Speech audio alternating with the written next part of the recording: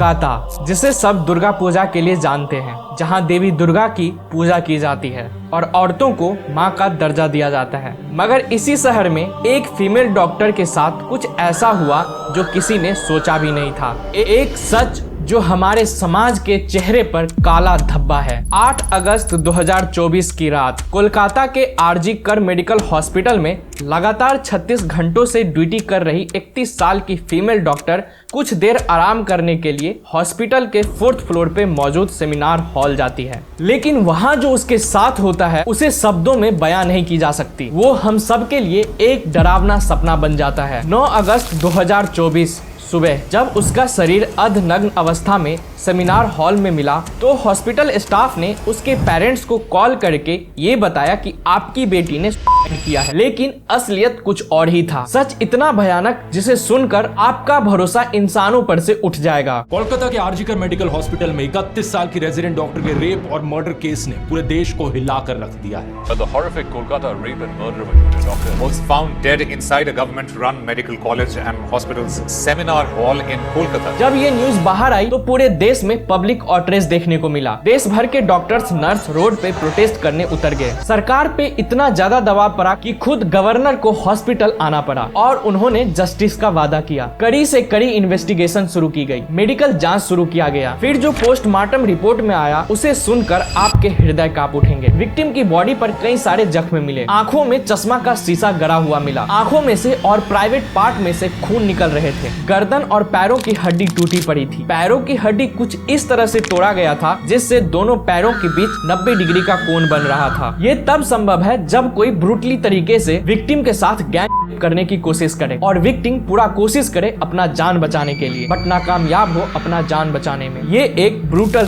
And murder case है जिसने सारी हैवानियत की हदें पार कर दी। जब इस केस की इन्वेस्टिगेशन शुरू हुई तो क्राइम साइट पर एक टूटा हुआ ब्लूटूथ डिवाइस मिला जिससे बाद में पता चला कि एक पुलिस डिपार्टमेंट में टेम्पररी वॉलंटियर का काम कर रहा संजय राय का है। फॉरेंसिक डिपार्टमेंट ने ये तक बताया विक्टिम की बॉडी में संजय राय का डीएनए मिला है जिससे साबित होता है कि संजय राय ही इस वारदात का जिम्मेदार है। संजय राय पर शक इसलिए भी जाता है क्योंकि इस पर कई शादी करने का इल्जाम है। इल्जाम है कि मजे के लिए शादी करता था और जब मन भर जाता था तब उस पत्नी को छोड़कर एक और शादी कर लेता था। यही नहीं, संजय राय पर अपने एक्स वाइफ का संदिग्ध रूप से मौत का भी इल्जाम है। आप खुद सोचो, जिस पर इतने सारे आरोप हो उसे जेल में होना चाहिए, लेकिन है कहाँ? पुलिस डिपार्टमेंट में काम करता हुआ। जो हमारे रक्षक है वही भक्षक का काम करने लगे तो इस दुनिया को खत्म होने में टाइम नहीं लगेगा। ये सिर्फ एक ही केस नहीं है। द हिंदू के इस आर्टिकल को देखिए। 2021 में हर रोज 86 केस रजिस्टर्ड हुए थे। Total case 31,667। ये वो केसेस हैं जिसे रजिस्टर किया गया। ऐसे और भी हजारों केसेस होते हैं जो कभी रजिस्टर्ड ही कराई नहीं जाती। समाज में इज्जत की डर से,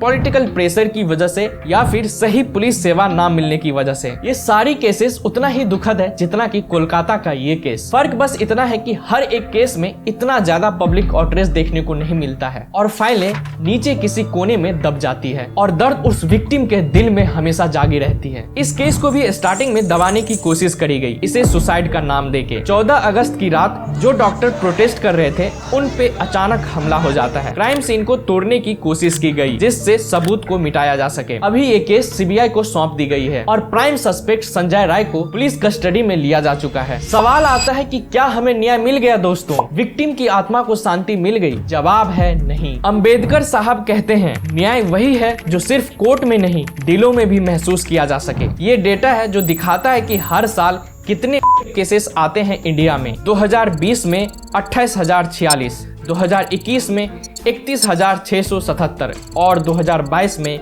31,516। न्याय हमें तब मिलेगा जब ये संख्या 0 होगी। न्याय हमें तब मिलेगा जब ऐसे नीच हरकतें करने वाले लोगों को सजाए मौत मिलेगी। न्याय हमें तब मिलेगा जब हमारा कानून केसेस के प्रति सशक्त होगा, ना कि प्रज्वल रवन्ना जैसे घटिया लोग जेल के बाहर हो और ना ही राम रहीम जैसे लोग जिसे कब का फांसी हो जाना चाहिए वो बार बार जेल से बाहर आकर इलेक्शन भी लड़ लेता है। ऐसे घटिया लीडर्स को जेल क्यों नहीं होता? रीजन शायद से आप जानते हो। जब भी किसी महिला के साथ कभी अत्याचार होता है, अक्सर समाज उसी महिला को जिम्मेदार ठहराता है। कहा जाता है कि उसी ने गलत कपड़े पहने थे, उसी ने गलत जगह पर जाना चुना, या फिर उसी ने किसी तरह से ऐसा हालत पैदा किया जिस वजह से एक मर्द को रेप करने पर मजबूर कर दिया। भला ये कैसी बात है? आप खुद ही सोचो कि क्या एक औरत चाहेगी कि कोई मर्द मेरा आके कर दे? ऐसी समाज के विचारधारा रखने वाले लोगों को जल्द से जल्द बदलना होगा, नहीं तो वो दिन दूर नहीं जब आपकी बहन बेटियों के साथ ऐसा कुछ देखने को मिलेगा। इसी तरह के विचारधारा रखने वाली आजकल मूवी बनने लगी है। एनिमल और कबीर सिंह जैसे मूवी को आज लोग खूब सपोर्ट करते हैं। देखो देखो, लड़की को जूता पे थूक चाटने को बोला, अपना प्यार साबित करने के लिए। हमारे समाज में एक तरफ ऐसी फिल्मों को सपोर्ट करते हैं जो औरत की इज्जत को मिट्टी में मिलाते हैं, और दूसरी तरफ हम उन लोगों को इग्नोर करते हैं जो समाज की सच्चाई बताने की कोशिश करती है। ध्रुव राठी जैसे लोग जो हमारे समाज को एजुकेट करने की कोशिश करते हैं, जिन्हें अक्सर ट्रोल किया जाता है। लेकिन एल्विस यादव जैसे इन्फ्लुएंसर जो लड़कियों को ऑब्जेक्टिफाई करता है, समाज में वो हीरो बन जाता है।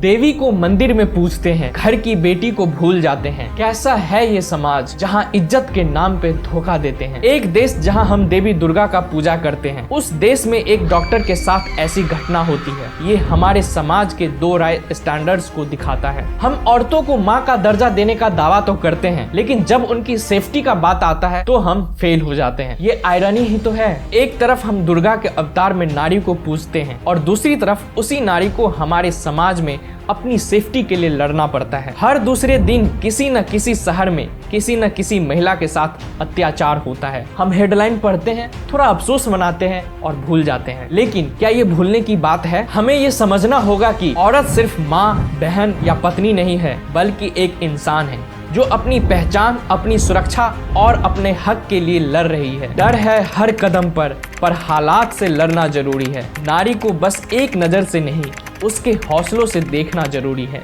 आज वक्त आ गया है कि हम अपनी आंखों से पर्दा हटाएं। हर नारी का सुरक्षा हमारा फर्ज है, और जब तक हम इस फर्ज को निभा नहीं पाते, तब तक हम किसी देवी का पूजा करने लायक नहीं है। इस देश में नारी सिर्फ मंदिरों में नहीं, अपनी हर जगह पूजनीय होनी चाहिए। जब तक हम अपनी सोच नहीं बदलेंगे, तब तक ऐसा क्राइम होती ही रहेगी। Let's rise above and protect our women just as we worship them. इस वीडियो को ज्यादा से ज्यादा शेयर करें ताकि इस आवाज को दबाया ना जा सके। इस आवाज को भारत के हर एक कोने में पहुंचने की जरूरत है, एक अच्छा स्वच्छ समाज पाने के लिए। इस वीडियो में बस इतना ही। बहुत जल्द मुलाकात होगी किसी दिन किसी और वीडियो में। तब तक के लिए जय हिंद, जय भारत।